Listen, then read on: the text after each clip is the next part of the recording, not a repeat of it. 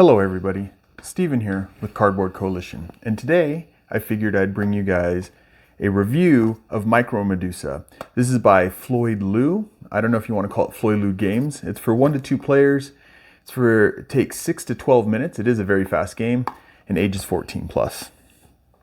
Alright, it's going to probably be a really quick video, and I have my notes right here so I can look at them. Alright, so let's dive in. So, theme of the game. This is Greek mythology. Is it Perseus that fights Medusa? Don't remember off the top of my head. But you're going up against Medusa, the classic gorgon, right? You're trying not to turn to stone.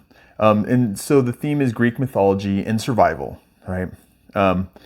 Then you have mechanics. The mechanics of the game, I would say hand management. I think on BGG it even says hand management.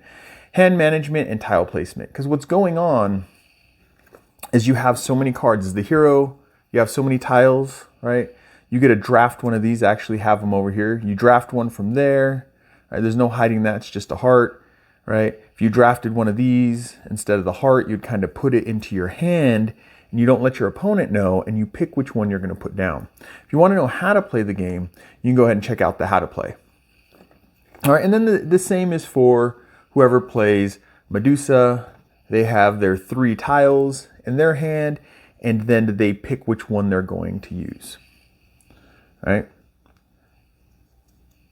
And then it's just one person sets down. You have to guess what that person has put down, and then you pick whatever you want to put down, and then you flip it over, right? And that person has to connect in a certain way, and this person actually goes like that.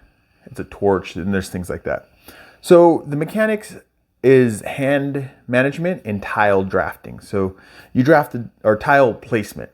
I guess you could do drafting too. So hand management, tile placement, tile management, it's in that kind of arena.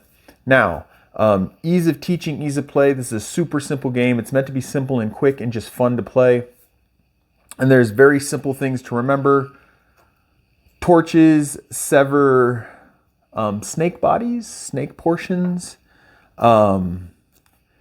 Knives cut off heads, right? Cut off the little snake heads, and shields block you from seeing Medusa's eye, which would turn you to stone.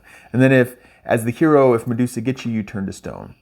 As Medusa, if the hero blocks all your ways, you get a win. Now they both have 3 win conditions. Medusa is connecting a head or an eye to 3 snake sections. Now I don't remember them all off the top of my head. You can turn the hero into stone. There's 4 of them, and I know I can think of 3 of them. The hero cannot draft or place anymore. That's a win condition. But they're really simple win conditions that you can get in and play. So it's really easy to teach. You just teach people the mechanics of drafting and a tile, and then you do the battle portion. You place your tiles face down. Very simple. And then to play, it's really easy. It's really quick. I would say the time's fairly accurate, 6 to 12 minutes, especially if both people know exactly what they're doing. So very easy to teach, easy to play. Now the replayability, I would say, is decently high, decently good, right? Medium weight, maybe not. I mean, it's simple and easy to play, but there's a lot of different ways because you don't know what they're going to play. I would argue that's the variety. Medusa has a large stack of tiles. If Medusa runs out of tiles and hasn't hit one of her objectives, the hero wins. But there's a stack of tiles. You have a handful of things that the hero can draw from, but I think it's really guessing what your opponent's going to do, right? So trying to figure out if they're going to put a snake body down, a snake head, eyes, trying to figure out what they're going to do and try to block them from figuring out what you're going to do. Because these tiles, at least these ones, the hero ones are face down, right? Your opponent's not supposed to see them. Now these are where you could see, but then Medusa, the opponent's not supposed to see your tiles, right? So I would say there's a decent amount of replayability in the game. Now production, there's nothing to complain about. I would like this box to be a little thinner because it fits everything, probably about halfway. You could fit everything, maybe make it a card size box. But I mean, the box is a nice sturdy, like you'd get a deck of cards, the kind of box it comes in.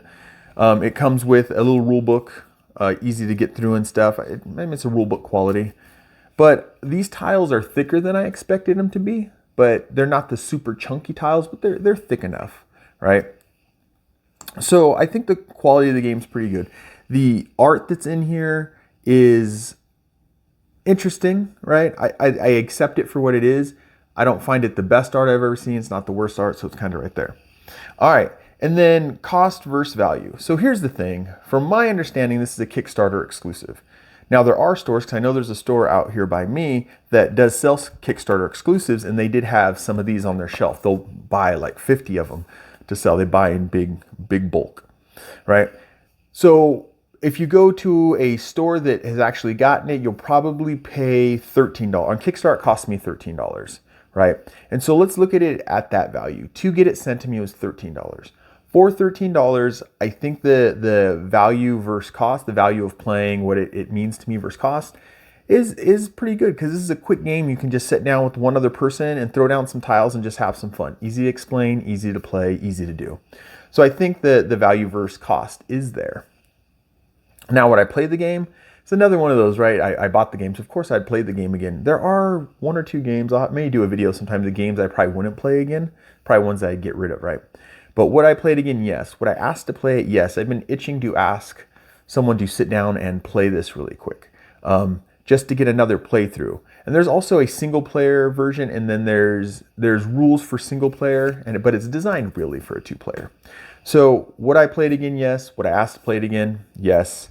And overall, I think if you can get your hands on it, it's a fun little game. For the cost, I think it's a fun little game. So that's my review of Micro Medusa by Floyd Liu. I have to keep looking at it because I want some kind of game name, but it's by Floyd Liu.